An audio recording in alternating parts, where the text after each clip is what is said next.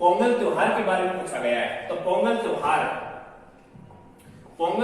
तमिलनाडु का त्योहार है। त्योहार से एक प्रश्न आ रहा है। तो पोंगल त्योहार तमिलनाडु से संबंधित है। कर्नाटक के सीएम, मुख्यमंत्री और राज्यपाल से प्रश्न हर शिफ्ट में पूछा जा रहा है। तो सिद्धारमैया, ये सिद्धारमैया कर्नाटक के मुख्यमंत्री वर्तमान में। इसके बाद जो क्वेश्चन पूछा गया था वो था उच्चतम न्यायालय में न्यायाधीशों की संख्या। तो उच्चतम न्यायालय होता है उसमें न्यायाधीशों की संख्या 33+1 है। 33+1 है, ये मुख्य न्यायाधीश है और 33 अन्य होते हैं। टोटल 34 है। तो इसका आंसर 34 होगा, 33 नहीं होगा, 33+1 होता है। तो कुल संख्या पूछी गई है, तो उसमें मुख्य जो न्यायाधीश होते हैं सीजेआई वो भी ऐड हो गए, तो इसकी कुल संख्या 34 है। एलपीडब्ल्यू का संबंध किस खेल से? ये एक एलपीडब्ल्यू है, सब जानते हैं एलपीडब्ल्यू का संबंध क्रिकेट से संबंधित होता है। एलपीडब्ल्यू आउट होता है। कंचनजंगा चोटी किस राज्य में स्थित है? कंचनजंगा चोटी है वो सिक्किम राज्य में स्थित है। जो भारत की सबसे ऊंची चोटी है कंचनजंगा चोटी सिक्किम राज्य में स्थित है।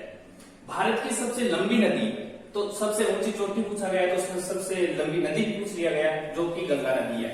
इसके बाद जो जीके का क्वेश्चन आया वो है तमिलनाडु, पश्चिम बंगाल, हरियाणा, एमपी निम्न में से सबसे अधिक जनसंख्या वाला राज्य। जनगणना 2011 वेरी इंपोर्टेंट, हर शिफ्ट में एक प्रश्न आ रहा है जनगणना से संबंधित। तो ये 4 राज्य दिए गए थे और 4 राज्यों में पूछा गया था कि सबसे अधिक जनसंख्या वाला राज्य कौन सा है। तो टॉपेस्ट जो 4 राज्य है ना सबसे ज्यादा जनसंख्या वाले वो थे। यूपी में सर्वाधिक जनसंख्या है, 2 नंबर पर है महाराष्ट्र, 3 नंबर पर बिहार और चौथे नंबर पर है वेस्ट बंगाल यानी पश्चिम बंगाल। तो इसमें से 3 राज्य ऊपर वाले थे ही नहीं। इसका मतलब जो चौथा सबसे अधिक जनसंख्या वाला राज्य है ना वो हमारा आंसर होगा पश्चिम बंगाल में सबसे अधिक जनसंख्या होगी इन राज्यों में। इसके बाद जो क्वेश्चन आया है a shot at history my obsessive journey to Olympic gold किसकी आत्मकथा है? ये अभिनव बिंद्रा है ना, इनकी आत्मकथा है। ये पुस्तक से प्रश्न आ रहा है, ये इनकी आत्मकथा है। आत्मकथा का नाम दिया गया है और पूछा गया था किसकी आत्मकथा है, तो अभिनव बिंद्रा इसका आंसर होगा। इसके बाद प्रश्न है पंचायती राज की सर्वोच्च संस्था। पंचायती राज की जो सर्वोच्च संस्था होती है ना वो जिला परिषद होती है। इसके बाद जो प्रश्न था वो था 2023 में फ्रांस में किस भारतीय की प्रतिमा स्थापित की गई थी? तो फ्रांस के जो प्रतिमा स्थापित की गई थी 2023 के अंदर वो थी संत कवि तिरुवल्लुवर की। इनकी जो प्रतिमा थी ये फ्रांस में स्थापित की गई थी। इससे संबंधित ये करंट का प्रश्न है। इसके बाद जो प्रश्न पूछा गया किसका संबंध भारतीय सेना से था? ये बड़ा आसान प्रश्न था, इस प्रकार के ऑप्शन थे तो ये अनपढ़ व्यक्ति भी बता सकता है कि इसका जो आंसर क्या होगा। महात्मा गांधी जो सेना से कोई संबंध नहीं था, नेहरू का भी नहीं था और बहादुर का भी नहीं था, तो इसका आंसर क्या था? सुभाष चंद्र बोस इसका आंसर हो जाएगा। इसके बाद जो क्वेश्चन था वो था औसत, जो साइंस के क्वेश्चन है वो देखिए औसत चाल या वेग, औसत वेग का मात्रक पूछा गया था। साइंस के ये प्रश्न आ रहे हैं, मात्रकों से संबंधित एक प्रश्न आ रहा है। तो औसत चाल या औसत वेग का जो मात्रक होता है मीटर प्रति सेकंड होता है। एक प्रश्न था सर्वाधिक मांसपेशी किस भाग से जुड़ी होती है? जो रीढ़ की हड्डी होती है ना हमारी, उस रीढ़ की हड्डी से सर्वाधिक मांसपेशियां जुड़ी हुई थी। इसके बाद जो साइंस का क्वेश्चन था वो था तन्यता का अर्थ है खींचना। तन्यता अर्थ होता है जिसकी लंबाई हम खींचकर अधिक कर सकते हैं, पीट कर अधिक कर सकते हैं। इसी में एक धातु में प्रश्न आता है तन्य धातु, सर्वाधिक तन्य धातु, जिसका आंसर होता है सोना। सोने का हम सबसे अधिक लंबा तार खींच सकते हैं खींचकर, तो ये तन्यता पूछी गई तो जिसका संबंध खींचने से होता है। इसके बाद संतृप्त का अर्थ होता है गाढ़ा या ठोस। गाढ़ा या ठोस होता है वो संतृप्त कहलाता है। प्रश्न था पेंसिल में ... उपयोग होता है। पेंसिल में किसका उपयोग होता है? इस प्रकार के 4 ऑप्शन थे। तो पेंसिल में हमेशा ग्रेफाइट का यूज होता है। किसका? ग्रेफाइट का यूज होता है। इसके बाद एक प्रश्न था बल का मात्रक किलोग्राम मीटर प्रति सेकंड। किलोग्राम मीटर प्रति सेकंड जिसे ही कहा जाता है न्यूटन। ये न्यूटन साहब के मान सम्मान के लिए इसका नाम न्यूटन रख दिया गया था। और बल का मात्रक होता है किलोग्राम मीटर प्रति सेकंड। इसके बाद जो प्रश्न था वो था शक्ति का मात्रक वाट होता है, सब जानते हैं। जाइलम और फ्लोएम का संबंध, ये जो पेड़ पौधे से संबंधित नाम है जाइलम और फ्लोएम। जाइलम से आप याद रख सकते, जैसे ये जल याद रखना आपको। जाइलम का कार्य होता है जल का परिवहन करना। पौधों में जो जल का परिवहन होता है ना उसका काम ये जाइलम करता है।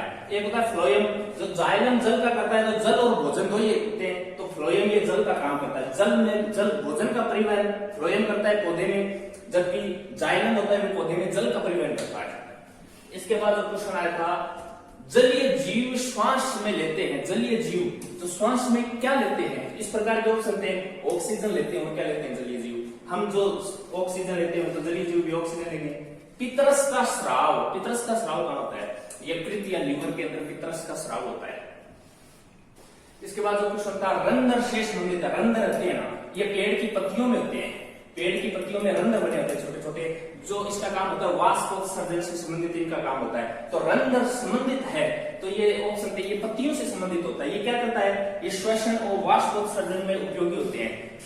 इसके बाद जो क्वेश्चन आया था कोशिका झिल्ली को देखा जाता है, तो कोशिका झिल्ली को देखने के लिए हमें माइक्रोस्कोप की आवश्यकता होती है, यानी सूक्ष्मदर्शी की आवश्यकता होती है। नंगी आंखों से अपन कोशिका को नहीं देख सकते। घरों में 220 वाट व 0.25 एम्पियर धारा में प्रतिरोध का मान, ये फिजिक्स में जो एग्जाम्पल होते हैं उनमें से प्रश्न आया है।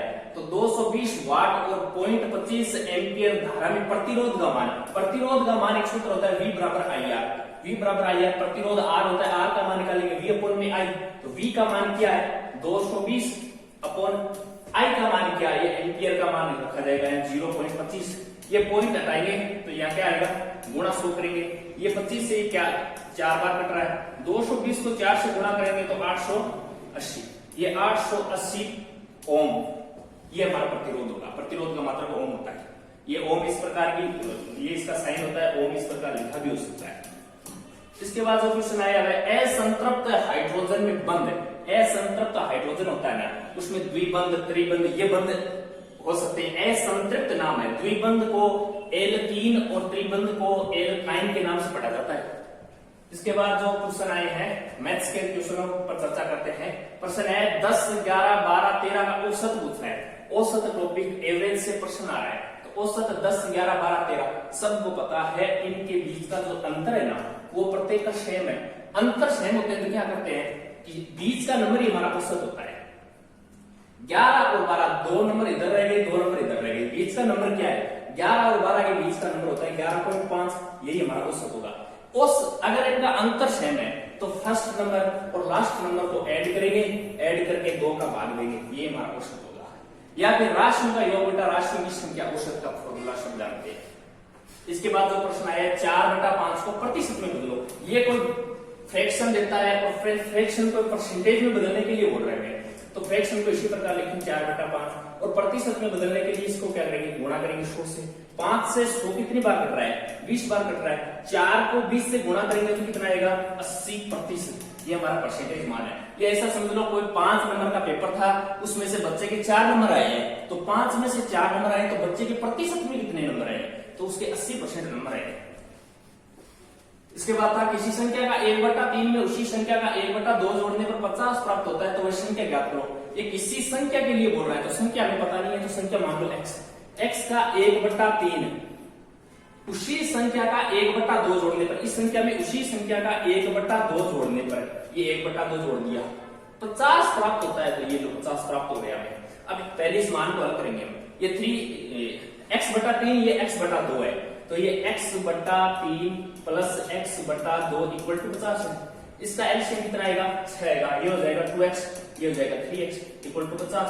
यहाँ से 2x और 3x का योग होगा तो ये होगा 5x और इक्वल टू में क्या हो जाएगा? 50 इंटू 6। ये देखिए 5 से कितनी बार कट रहा है? ये 10 बार कट रहा है। x का मान यहाँ कितना आ जाएगा? 7। तो वह संख्या हमारी 7। ये इस प्रकार का प्रश्न है, किसी संख्या ऑप्शन से भी हल कर सकते हैं। ऑप्शन में हमारा 60 ऑप्शन होगा, 60 ऑप्शन में जिस प्रकार बोल रहा है उस प्रकार उस संख्या का 1/3 उसमें 1/2 जोड़ेंगे तो 50 प्राप्त होगा। वरना किसी संख्या बोल रहा है तो किसी संख्या को मान सकते हैं x। इसके बाद जो प्रश्न आया था मैथ का, एक ट्रेन 3 घंटे में 51 किलोमीटर चलती है तो 5 घंटे में कितनी दूरी तय करेगी? ये सिंपल सा क्वेश्चन है कि एक ट्रेन है जो 3 घंटे के अंदर 51 किलोमीटर की दूरी पार कर रही है। कितनी? 51 किलोमीटर की दूरी। हमें यहाँ से पता है कि 1 घंटे में कितनी दूरी पार करी होगी, तो 3 का भाग देंगे तो 17 आएगा। यानी 1 घंटे में ये ट्रेन 17 किलोमीटर की दूरी पार कर रही है। हमें कितने के बोल रहा है? 5 घंटे के लिए बोल रहा है, तो 17 को 5 से गुणा कर देंगे तो 17 5 होते हैं 85, तो ये 85 किलोमीटर की दूरी तय कर लेगी। इसके बाद एक क्वेश्चन आया है, एक वृत्त की त्रिज्या दे रखी है 35 सेमी। ये वृत्त है, इस वृत्त की ये सेंटर से जो परिधि तक जो मान होता है ये r होती है, इसी त्रिज्या बोला जाता है। इसका मान है 35, r का मान 35 दे रखा है। तो परिधि ज्ञात करो। परिधि होता है इसकी बाउंड्री होता है ना, उसका योग पूछ रहा है कि परिधि क्या है। परिधि का सूत्र होता है 2 पाई r। 2 इंटू पाई का मान 22/7 इंटू आर का मान कितना है 35। ये 7 से कितनी बार कट रहा है 5 से 2 कितनी बार गुणा हो रहा है 10 बार। तो 22 को 10 से गुणा करेंगे तो 220 सेमी इसका आंसर होगा। इसके बाद जो प्रश्न आया मैथ्स का वो है षष्ठ भुज में कितनी भुजाएं होती है। ये षष्ठ भुज है, षष्ठ भुज में 6 भुजाएं होती है। कितनी भुजाएं होती हैं 6 भुजाएं होती हैं षष्ठ भुज। आपको पूछ ले कि पंचभुज में कितनी भुजाएं होती है तो इसके नाम में ही उत्तर है। ये षष्ठ यानी होता है 6, पंचभुज यानी पंच, अष्टभुज यानी 8 भुजा, तो इसके नाम में उसका उत्तर होता है। इसके बाद प्रश्न है 81 का वर्गमूल। ये लो 81 का वर्गमूल सबको बताया होता है। प्रश्न है एक टमाटर जिसका वजन 50 ग्राम है। एक टमाटर जिसका वजन दे रखा है हमें 50 ग्राम, जिसमें 90% पानी है और 30 टमाटरों में पानी कितना होगा। देखो एक टमाटर है जिसका वजन दे रखा है हमें 50 ग्राम, और 50 ग्राम में पानी कितना है 90% पानी है। 50 ग्राम के अंदर 90% पानी है तो इसका अंदर पानी कितना है वो निकाल लेते हैं। एक टमाटर में इतना पानी है, ठीक है, एक टमाटर में इतना पानी है तो हमें तो 30 टमाटर का मान निकालना है, तो इसको 30 से गुणा कर देंगे। एक टमाटर में 2 0 से 2 0 कट गए, 9 5 45 को हम गुणा करेंगे, हमें तो 30 टमाटर में निकालना है, तो 30 से गुणा करेंगे। 0 से 0 80 1 और 1350 ग्राम। 30 टमाटरों में जो पानी होगा वो 1350 ग्राम पानी होगा। इसके बाद जो क्वेश्चन आया वो है एलसीएम। एक एलसीएम से संबंधित प्रश्न था जो बच्चों ने कन्फर्म वो संख्या नहीं बताई, लेकिन एलसीएम का भी एक प्रश्न था और ये था 29 अप्रैल का जो फर्स्ट शिफ्ट का पेपर था उसका एनालिसिस था।